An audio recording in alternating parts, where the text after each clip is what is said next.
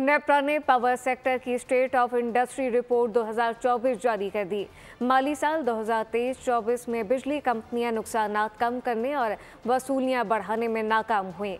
बढ़ते नुकसानात और वसूलियां कम होने से एक साल में 590 अरब 51 करोड़ का नुकसान हुआ। नेप्रा ने पावर सेक्टर की स्टेट ऑफ इंडस्ट्री रिपोर्ट 2024 जारी कर दी। माली साल 2023-24 में बिजली कंपनियां नुकसानात कम करने और वसूलियां बढ़ाने में नाकाम हुईं। बढ़ते नुकसानात और वसूलियां कम होने से एक साल में 590 अरब 51 करोड़ का नुकसान हुआ।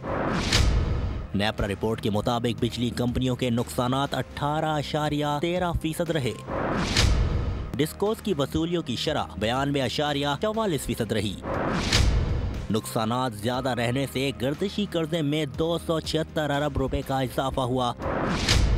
वसूलियां कम होने से गर्दिशी कर्जे में 314 अरब 51 करोड़ का इजाफा हुआ। बिजली सारिफीन ने सिर्फ 33.88% बिजली इस्तेमाल की।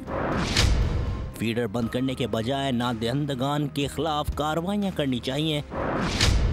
सिस्टम की नाअहली से बिजली सार्फिन पर टैक्सेस, सरचार्जेस, क्रॉस सब्सिडीज का बोझ डाला गया। सब्सक्राइब करें और बेल दबाएं ताकि कोई खबर रह न जाए।